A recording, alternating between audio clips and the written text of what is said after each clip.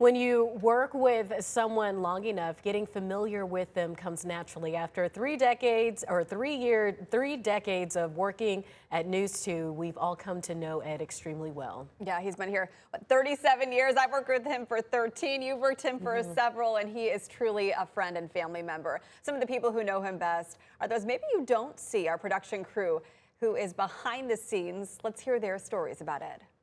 Radar weather with meteorologist Ed Matthews. Speaking of hot air, we're going to have some of that tomorrow. For decades, Ed Matthews has been a fixture on WFMY News 2, waking up with the Triad as one of the familiar faces of the morning show. Good Friday morning, everyone. 6:29 here on the Good Morning Show. From tracking snow and severe weather to helping countless pets find homes through his long-running adoption efforts, Ed built a connection with viewers that stretches far beyond the forecast.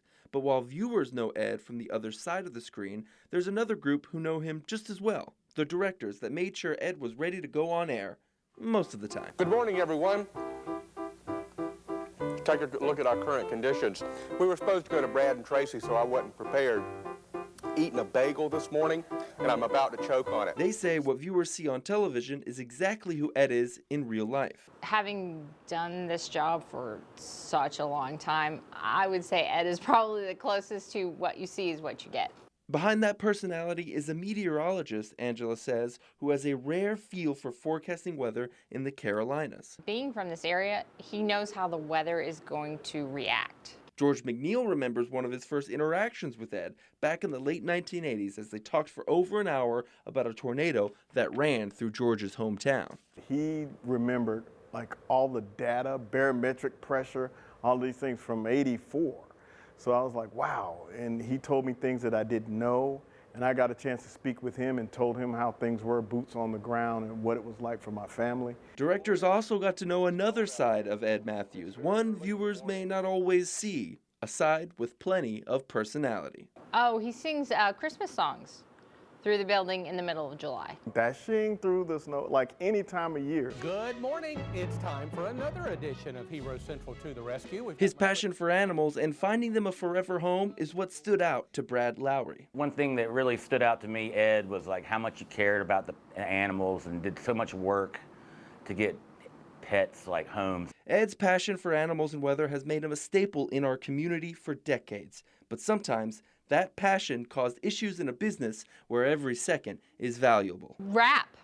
He doesn't know what that means. That's not a word in his vocabulary. Cueing him to cut it is not going to work. If you would give it to him, he would just rip out his earpiece while he's doing the forecast. Even one of Ed's idols, the legendary Lee Kynard, recognized Ed's preference to keep talking well past his allotted time. After I'm gone, will you please learn to take your time cues and get off the air? No more.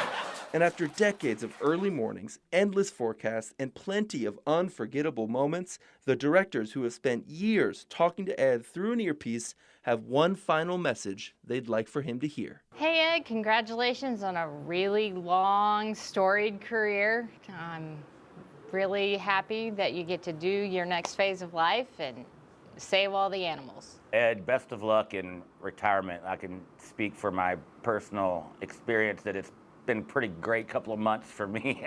It's going to be tough not having you around. And please take care of yourself and don't be a stranger. Give me a call anytime. It was a blessing working with you.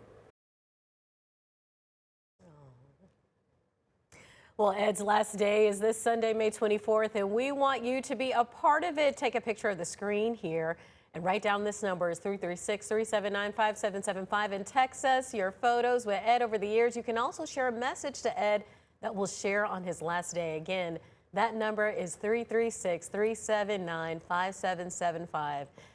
Ed, we're going to miss you. Oh, thank you. I'm going to miss everybody as well.